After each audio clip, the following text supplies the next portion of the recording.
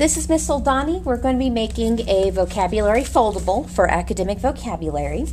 To start off, what you'll need is a color folder or any kind of manila folder, a sensory strip, index cards, about 29, the suffix and prefix and common Latin and Greek roots handouts, which these two and the sensory strips can be found on Price-Hawkins website, which I have in the comments, or I will put in the comments. This is where I actually got the idea for this. And you will need a colored sheet of paper. As far as other supplies go, you'll need glue stick, scotch tape, pencil, pens, markers, dark markers, especially if you're using a dark colored foldable, ruler, more index cards, and of course you'll need a pair of scissors to cut things out with.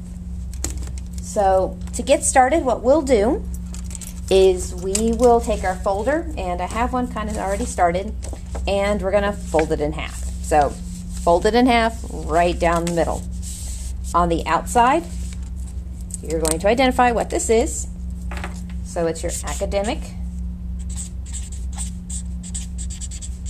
vocabulary. And you'll want to put your name, I got my soul flow on, and your class period. So I'm going to put period 5 because that's the best period ever, at least this year. Got that started. So what we're going to do is we're going to open it up, and as you can see from my example, or one of my examples, this is where we put our prefixes and suffixes and roots handout. Now, as you guys can see here, there's this like nice little gutter around that, and if we just fold it in half and stick it in there, it'll kind of overlap. So what we got to do is we got to cut it out. So I cut around the box and folded it in half, and I cut around this box and I folded it in half. Notice I left the suffix and prefix sheets together. That way you don't have to worry about finding another way of sticking them in. The other tricky part, the other thing that we need to think about is how we're going to stick it in there. So if we stick it in there, both bottoms on there, it'll overlap.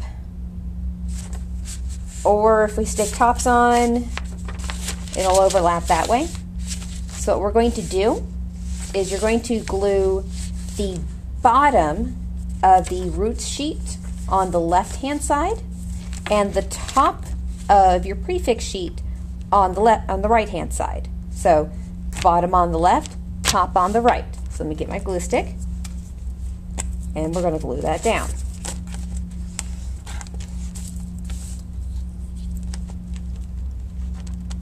Get lots of glue on there to get that really stuck. And right there. Don't worry if you glue it down wrong, it just won't be as easy to use. And the top, bottom on the left, top on the right.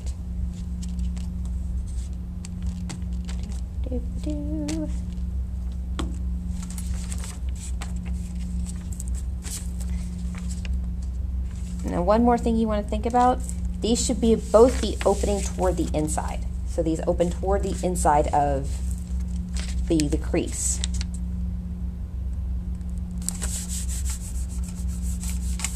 So this opens that way, that opens that way, and you can use both at the same time.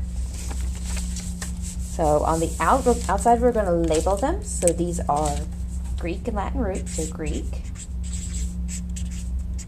and Latin roots.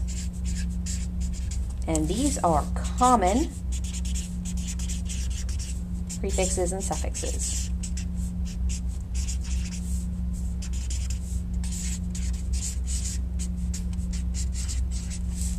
So prefixes and suffixes.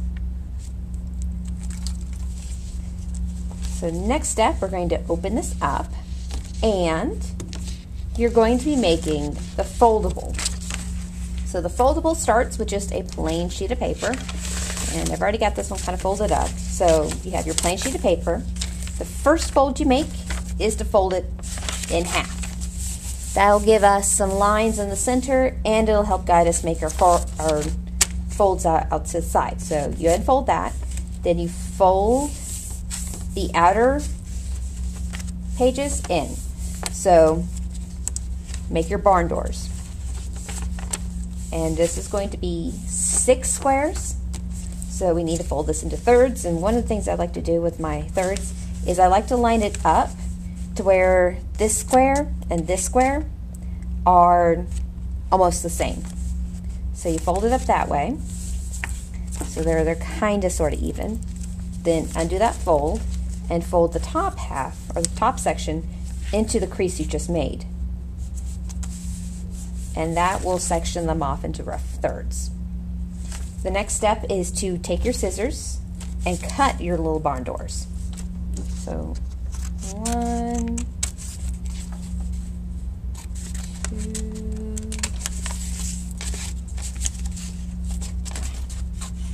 it's easier to open it up.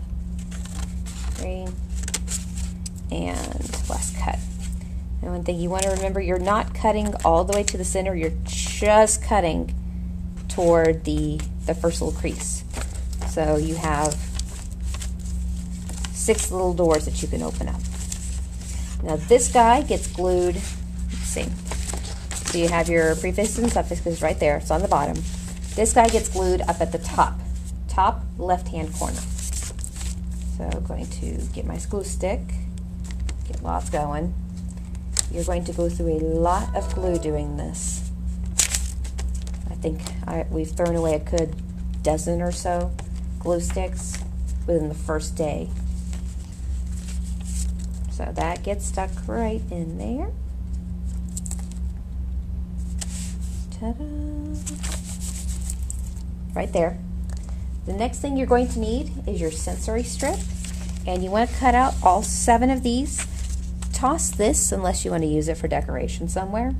You're only going to need the 6 here, minus the eyeball, or minus the idea. So it doesn't matter where exactly you put this on there as long as you have the 6. So nose, put this in the center, and heart,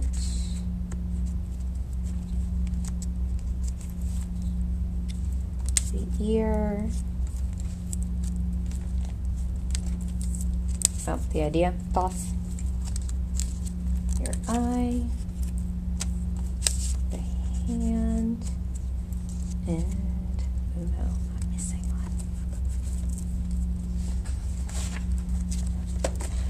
one. I'm missing my mouth.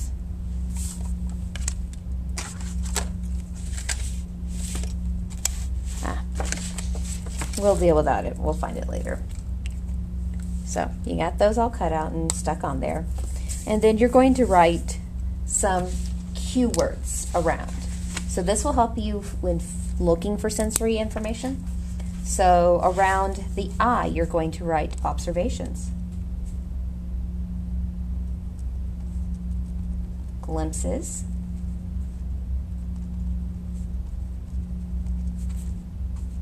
sight, seeing. What do you see? So these are just, make it pretty, you don't have to be all sloppy. These are just ideas to kind of get you to think and look out for these sensory languages. For hand, you're going to put touch, and that's internal and external. So the butterflies in your stomach, that's part of touch. Textures, so rough, smooth, silky, tactile. So tactile. Feel and sensations. So feel and sensations. I actually had these typed out for students so that those who wanted to get ahead could get ahead, and those who wanted to kind of stay with the group could stay with the group. I know nothing frustrates a student more than having to weight around for everyone. So scents for the nose, smell, aromas, odors, fragrances. So both pleasant and unpleasant smell. Stenches would be another one to add to there. The ear is, of course, hearing. Sound. Noises, your inner voice, and silence. The absence of sound is in and of itself a sense. Like the kiss, which I don't have. Smoochy, smooch. This is taste, flavors, and savors. So this could be bad taste, good taste, what have you. All right, and then the heart, that's our pathos. So things that appeal to our emotions. So feeling, emotions, your gut feelings. Instinct could be in here as well. So this is kind of get you guys thinking about it. Now when you open up, so open up all of these, and you're going to draw the lines for these boxes.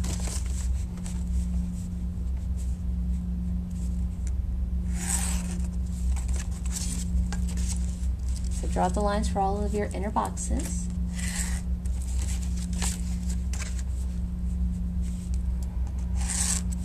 You may even want to draw the line down the side.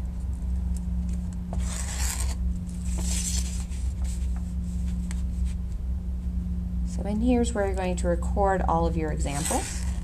So the examples on the inside are going to be from your reading. So put reading in all of these boxes. Do it in small letters so you have places to put it. Right, and you guys know where I'm going with this. So all 4 of them, reading. And then all of the outer boxes will be writing. So writing, writing. So this is where you will put details that come from your own work. Now, if you don't use these details, what should this prompt you to do? I'm pulling a door right here, waiting for you to answer yourself. If you are not using sensory language in your writing already, now might be the time to start thinking about it. You know, what could you do in a speech in order to appeal to emotions? How could you use sensory language to appeal to sound or smell or sight in your expository writing? So this is not limited to narrative writing. This is in everywhere. All right, the next part is going to be our graphic features. So we're going to be doing graphic features right in this one. So you can write graphic features. And these are all elements that are used when publishing writing in order to help the reader, you know, build comprehension and understanding, a sense of what's going on. So the way that we do this is going to be a little bit weird. This is the tricky part. I have an index card here. I'm holding it right side up, and what I did is I put a little washi tape in the corner so you guys can see where it's all going, but pink line is upside down. So I have a little bit of tape on this because I've kind of been demonstrating with these cards all day. But you're going to take this upside down, remember upside down, and you're going to kind of get it close to the edge but not quite, and then you're going to tape it down. So upside down, tape down. Don't go back past this little blue line right here because you want to make sure that you have a lot of writing space. All right, next spot, you're going to put another one. So line the bottom of the card up, the edge of the card, with that pink line. Get it centered the way you like it, and then tape it down. And then repeat.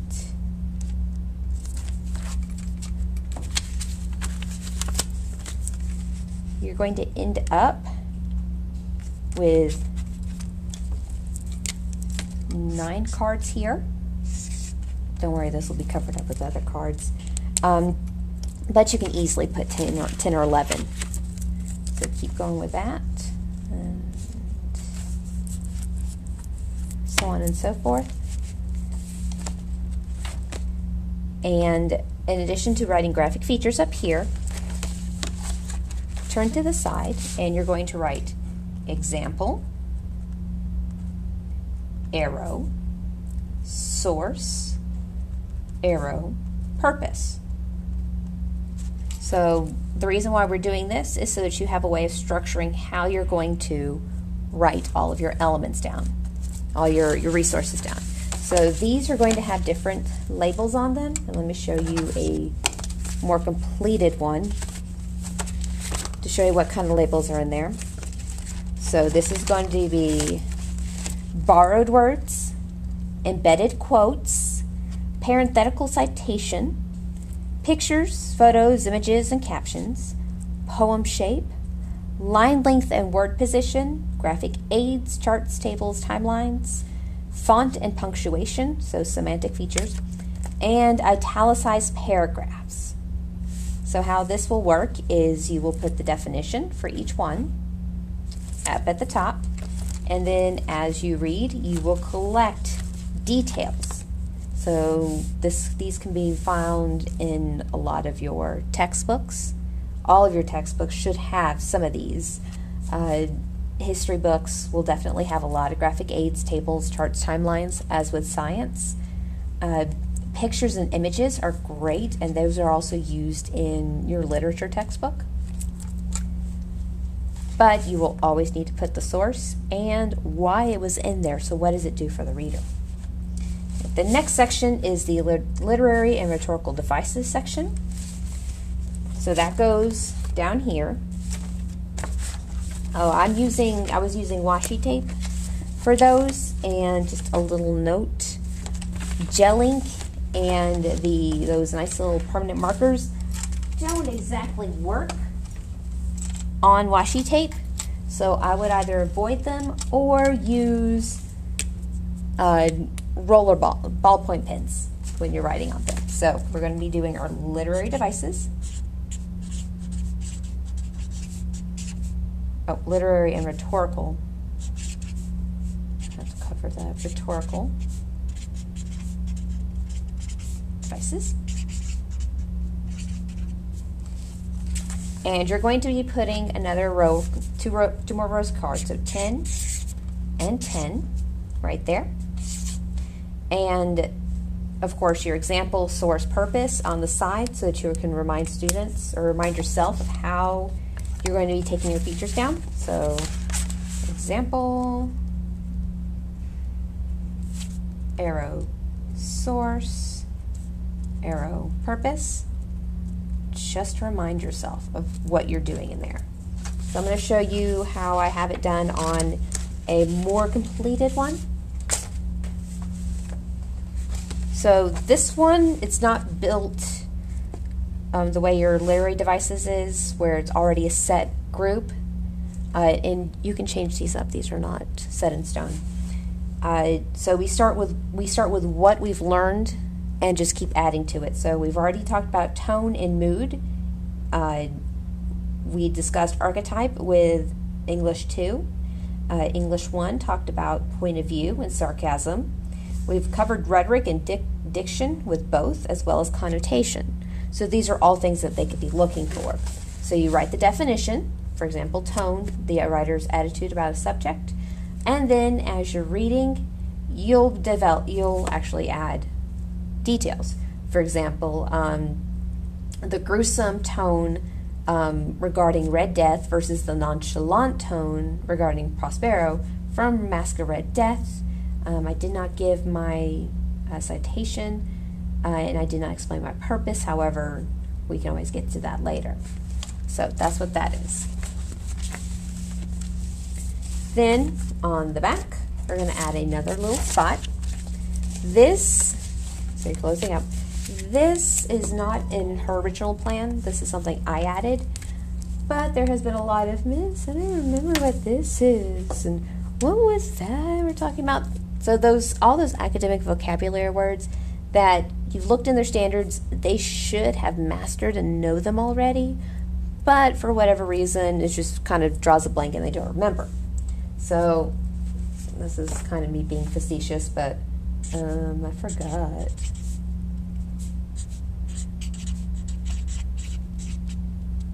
Or you can call it whatever. So this is a place where students would put all the additional stuff that doesn't go in here really because they're not studying it. It's just things that they need, but they don't quite remember. So our parts of speech will go here. So a noun, verb, adjective, adverb, etc. Because I forget what these are. Sometimes I have to remind myself, and I know a lot of students are having problems remembering it.